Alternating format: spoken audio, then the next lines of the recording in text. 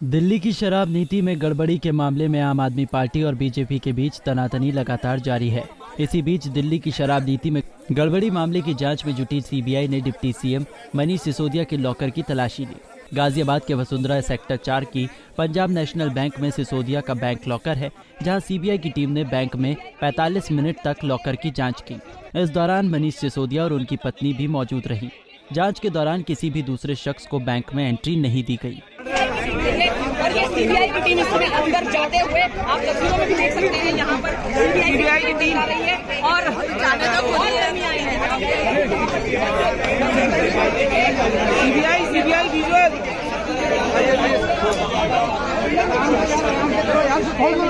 बता दें कि बैंक का नियम है कि लॉकर को उसके खाता धारक की अनुमति और उपस्थिति के बिना नहीं खोला जाता है, इसलिए मनीष सिसोदिया और उनकी पत्नी को यहाँ बुलाया गया था। हालांकि जांच के बाद सिसोदिया जब मीडिया के सामने पहुंचे तो उन्होंने बीजेपी पर निशाना साधा।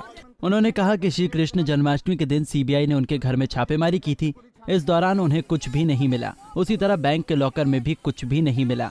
उन्होंने खुद को पाक साफ बताते हुए कहा कि उन्हें जेल भेजने की साजिश चल रही है।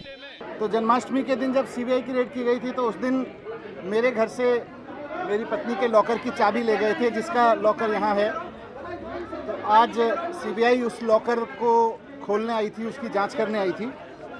उन्होंने हमें भी बुलाया था। लॉकर में भी जैसे मेरे घर में कुछ नहीं मिला, वैसे ही लॉकर में भी कुछ नहीं निकला।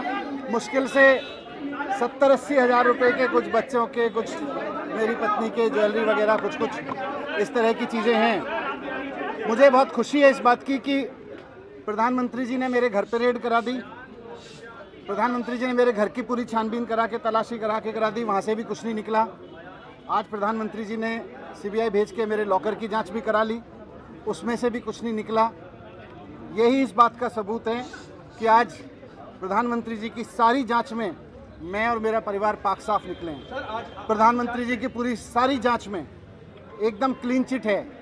कहीं कुछ ऐसा चीज़ नहीं है जिसको ये कह सके ये क्यों है, ये क्या है, ये कैसे है। कहीं एक पैसे का क्वेश्चनेबल कुछ नहीं है।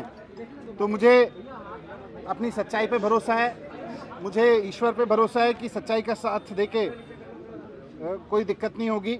सीबीआई ने आज भी, जैसे मैंने पहले भी कहा था, सीबीआई के सभी ऑफिसर्स ने आज बहुत अच्छे से व्यवहार किया मेरे साथ, मेरे परिवार के साथ में, और हमने भी पूरा कोऑपरेट किया।